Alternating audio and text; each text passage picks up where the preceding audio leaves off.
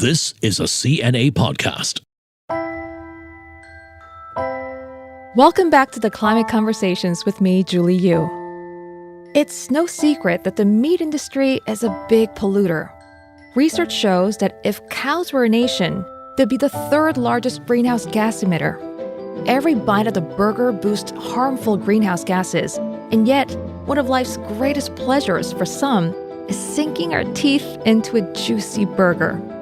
We know swapping to plant-based meats would produce 90% fewer harmful emissions than regular beef burgers. Yes, 90%. There's a big business opportunity, and over the years, a range of companies have sprung up offering plant-based meats. The big hitters are Impossible Foods and Beyond Meat, who are valued at billions today. Yet there's space for smaller players catering to local tastes.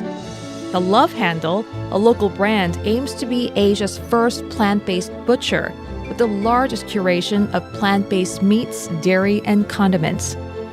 Now, the business case is strong, but what would convince a meat-eating population to switch to meatless alternatives? And how does a chef deal with cooking a beef Wellington without the beef? With me in the studio today is celebrity chef and co-founder of Love Handle, Addis Tan.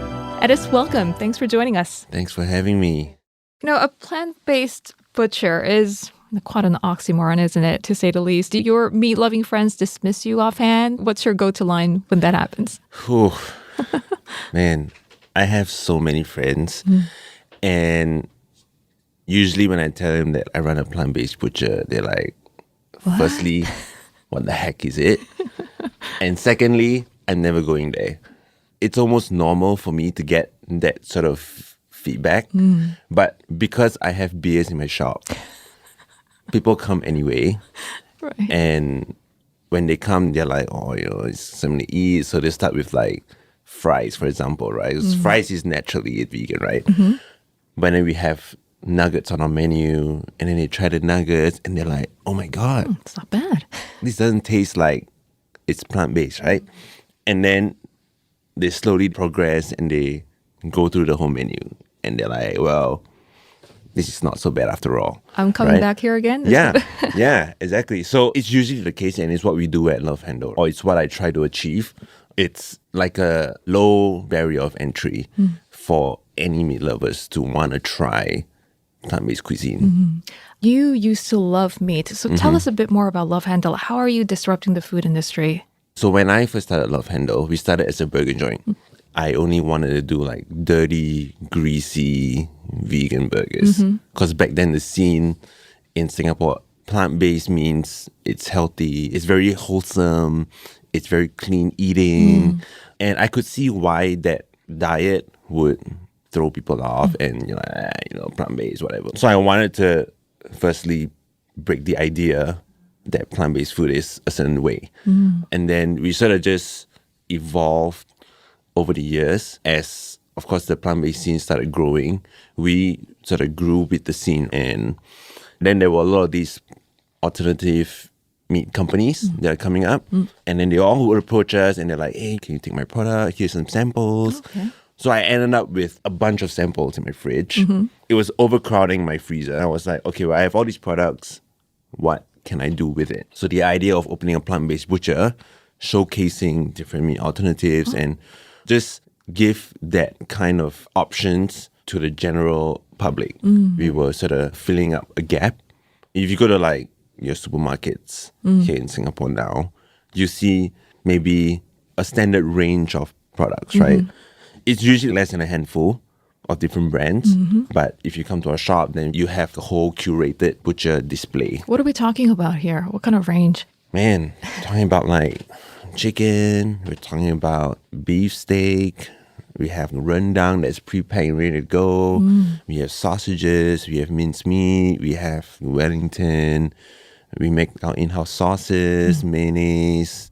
So I wonder who your customers are. Are they mostly vegans, vegetarians, full-on meat eaters looking for alternatives? So I think this is where it gets really interesting because we've never really marketed ourselves as vegan. Actually, vegan is a word we try not to use. If anything, we just say we're plant-based, right? So if a table of 4 comes in, Usually it's one vegan or two at most. The rest of the guys are just meat eaters. I think it's a place where vegans and non-vegans can come together and have a good meal and not feel like they're missing out on their meat. Because you know how meat eaters be like, I need my protein, I need my beef or my steak. So when you come to Love Handle, you don't feel like eating plants, basically. That's interesting. So why do regulars keep coming back? And what are the most important factors that consumers look for when choosing alternative meat products? I think the first thing is taste. It always boils down to, does it taste good? Of course, we can't really call it chicken if it doesn't taste like chicken. But if it tastes good, then people will eat it. And I think that's the main thing that we focus on Love Handle. And also, I feel why people keep coming back is because they don't feel like we are pushy or we're not greenwashing anybody. But for us, it's really just about the food. It's really just about convenience, allowing you to bring back your meat from the butcher and cook it at home, cook it for your family or cook it for your vegan girlfriend or whatever. Is price an issue? Well, yes, but I believe as the demand goes up, supply goes up, and the price will drop. But we're not even that pricey right now. I would compare us with premium meats. Okay. Definitely not the meat you get in your wet market, but if you go to like Ubers or whatever butchery, right? We're priced about the same. At least I understand the majority of your products have been developed in-house over the years. So how do you recreate meat? Not just any meat, but tasty meat that looks and feels like it without involving animals. And how are they made of exactly? Okay, so technology has sort of advanced over the years. 5 years ago, 6 years ago, if you ask someone to eat a vegetarian meal, it's pretty hard and it's pretty gross. Because your local vegetarian stores, I mean, some people like it, but it's very just like, it's gluten and it's whatever. But now, because of this technology, there's like high moisture extrusion, there is different kinds of products or techniques to recreate this texture, like TVP, like textured vegetable protein, or from soy. People use cognac to make seafood. So I think it's just a lot of creativity, and these products are actually already out there. It's just that now with technology, we can sort of play around with the texture and make it as close to real meat as possible. And then the flavoring all just comes, usually for me, I try to think of a dish that I want to make. For example, chicken rice. I think about the texture of the chicken. I think about the flavor of the chicken. Okay, well, what can I put in this meat that makes it feel like chicken rice? Wow, science is fascinating. Yeah, so it's science, it's flavor, it's a lot of R&D.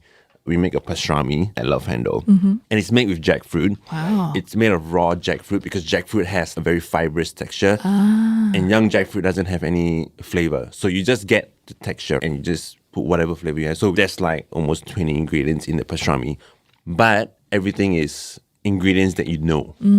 Ingredients that you can find in your supermarkets. That's interesting. And we made like 12 versions of it. The first one, we thought it was good. We let people taste it. It was bad. And then we went back and we did it again. And I thought it's sort of good.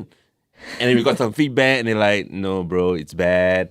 So we just kept going back to the drawing board. And now we are like, okay, this should be it. People are coming to us and telling us good things about this pastrami. That's hard work.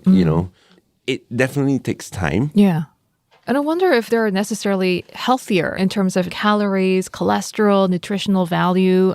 Can I eat your plant-based cheeseburger every day? Well, we would say have everything in moderation. Okay. Right? Well, I believe in the plant-based scene, just like any other cuisine, there are healthy stuff and then there are delicious and greasy stuff. Same with the plant-based cuisine, right? You have your healthy options, your salads or a raw vegan diet or whatever. But who's to say that there can't be a greasy, delicious, plant-based meal? So we're on that side of the spectrum. Though we still use, of course, whole foods and we use whole vegetables and we have cleaner eating dishes. But I mean, that's not what I'm about. We're going for a short break. We'll be right back. Hi, I'm Stephen Chia, and I host the new season of our podcast, Heart of the Matter. Join me in getting right to the heart of the headlines as we speak with experts and newsmakers to delve deep into the most talked about news developments. Look out for our episodes wherever you get your podcasts.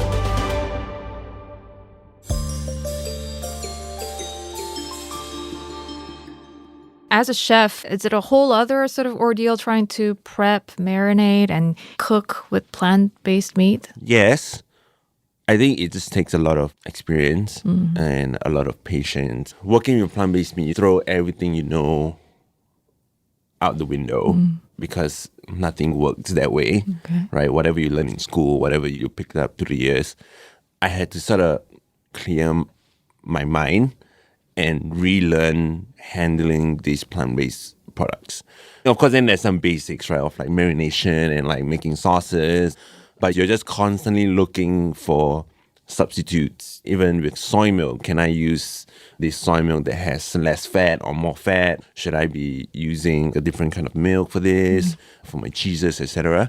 You need to have a lot of patience to figure out which product works best for whatever you want to do. All right, so I'm a South Korean. I love my Korean barbecue, fried chicken, but I'm not the best cook out there. So do you think it's something that I can and would want to whip up at home? Oh, definitely. Yeah? Give us some examples. What can I try? I'm working on a fried chicken right now. How's that going? Well, I did it yesterday. You should have brought it here. Oh, I know I should have. I mean, I didn't know I was going to be having this interview with you today, talking about fried chicken. But some friends came over yesterday, and I just so happened to have this fried chicken on my hands. And I was like, yo, you want to try this fried chicken? And it looks exactly like fried chicken. the drumsticks and everything? It's like chicken breast. Okay. So, this crispy skin. It's like a buttermilk chicken, right? Oh, nice. They had it, and they were like, yo, I can't even tell that it's not meat. Like, that really gets me going. If chefs and bartenders, they're coming to your place and they're eating this stuff and they give the stamp of approval, then you're like, okay, you're golden, right? This is all you need. This is who you need to impress, right? The industry people, so that the other guys, when they come through, they know what we're doing. They know what we're about. You were a major player in the plant-based food scene in Singapore. Tell us about how your plant-based journey started. Okay, so I've always been cooking like meat stuff, right? And then about 6-7 years ago, I started a vegan restaurant called Harvest. We were doing like modern vegan cuisine. I saw that there was a market because the plant-based scene in Bali was opening up. The scene in UK was coming. And I always thought, coming from the kitchen, whenever somebody walks in and asks for vegan options, it's usually always like an afterthought. All right. We just try to whip something up in the kitchen, put a bunch of salad together, some weird dressing, and okay, here it goes. So I know from the other side of being in the kitchen that nobody really cares about vegan food. So I wanted to have a place where vegans and non-vegans can come together and have a good meal. And that has always been my goal since I started cooking plant-based food. That's where it started, man. Like, for me, I don't like being super exclusive. I think for me, it's really about community. And I think it's sad that, for example, I'm vegan and you're not vegan and the rest of us here, they're not vegans. And then you guys have to either cater to me or I'll have my dinner at home and I'll come out and meet you, which is quite sad, right? So if we have a place where everybody just come together and have a good meal, then it's about the community, it's about the vibes, and yeah. And I know you're also passionate about the environment, ethical treatment of animals, and food security. Why do they matter to you personally? I think the past 2 years has really, I guess, changed my mindset a little bit. Before that, I wasn't really like sustainable. Man, it's hard, recycling. Sometimes it can be a chore, right? But since the pandemic, I think my mindset has changed a little bit because we're talking a lot about food security now in Singapore, right? Yeah. We've all experienced the past 2 years, borders being closed, people are afraid of what are we going to eat, food prices are rising because importing is difficult. And I think Singapore has to be self-sustainable. in one way or another. And if we can't have more land to grow our own stuff, then plant-based meat is the next best thing. It's something that we're producing in Singapore. It's something that we have the resources to do it here. And I think that's why it's important. Whether or not it becomes a staple in the next few years, we don't know. But as long as more people are open to the idea that actually I can have a plant-based meal. So when you talk to your chefs or other people in that F&B circle, is there sort of that shift in mindset? For sure. For sure. I got lucky because I started cooking plant-based 6-7 years ago. But now, if you don't have a plant-based item on your menu, you'll get bad review just because they don't have a plant-based item on their menu, which is, to be honest, pretty crazy. But I think also it's a shift in the right direction. My friends now that are in the industry, they ask me oh bro, how do you do this? What do you use in substitute of butter? I think I just got really lucky, but it's also good to see a lot of chefs trying to take on cooking plant-based stuff. Yeah, and the alternative protein movement isn't really limited to just meat. Many of your peers have been working on other animal, free versions of seafood, dairy products, and also even pet food. So how do you see the competition sort of shaping up for Love Handle? How are you trying to stay ahead? I think Love Handle is in a very unique position because we are very consumer-facing. A lot of these brands, they usually focus a lot on commercial. So working with restaurants and hotels. For us, we focus on direct to consumer because we have a brand, we have a certain kind of street cred. So consumers trust us and these manufacturers trust us in what we do. So we're in a sweet spot. We wouldn't call them our competitors because eventually we still need to work together and grow this community. I wouldn't say we have competitors. Also not saying that we're the only ones that are doing this with these manufacturers and new brands coming up. We're always trying to build an inclusive community. We have different collaborations. We're throwing a street party and we're getting all these plant-based people to come down and collaborate and show their support. So I wouldn't say it's competition, but it's just really growing the community together. That's interesting. So I would like to ask, what advice then would you give to an emerging startup who has a vision like you do to transform the sector? I guess, this is something I tell myself all the time. We have to basically stay hungry and not settle for whatever it is you have now. People are always trying to look for the next best thing. But there's just so many boundaries to break in this plant-based scene. If everyone is doing the same thing, everyone is sort of, there's this new technology, and then everyone goes into this new technology. But there's a whole spectrum, this whole world of other stuff that's not either been discovered yet or somebody's doing it on the down low and no one knows about it. I think the more diverse everybody gets, trying to achieve their own goals instead of trying to be at the same place together, I think that helps the scene. What's next for Love Handle? What does success look like for you when it comes to getting more foodies to go meatless? Well, so the goal has always been trying to have Love Handle in every major city. That's what we told ourselves when we started. That, of course, still stays, right? We want to be asset light, so we don't want to open too many shops in the city or whatever. But I think, at least for me, being in 3 different countries, having a showroom there, and being somewhat of an influence to whatever city or country that we're in, I think that is success for me. As long as we are pushing people towards the right direction, as long as there are people walking through a Love Handle and being open to try plant-based food, I think that's success for me, man. Wow, what an exciting vision and mission. I wish you the best of luck at this. Thank you. Thanks for having me. We hope you enjoyed this episode of the Climate Conversations. Well, here in Singapore, we're feeling the heat of rising temperatures. My guest next week says we are headed to a much hotter future, and we might not be prepared for it. Join me again as I find out why. The team behind this podcast is Audrey Wan, Jacqueline Chan, Daniel Lee, and Crispina Robert. We've got a refreshed slate of audio material you can listen to on your commute or your workout. Go to the CNA website or app and look for the listen button and subscribe to the podcast you like. If you have thoughts, ideas, or even stories you'd like to share, please write to us. The details are in our episode notes. Till next time, this is Julie Yoo.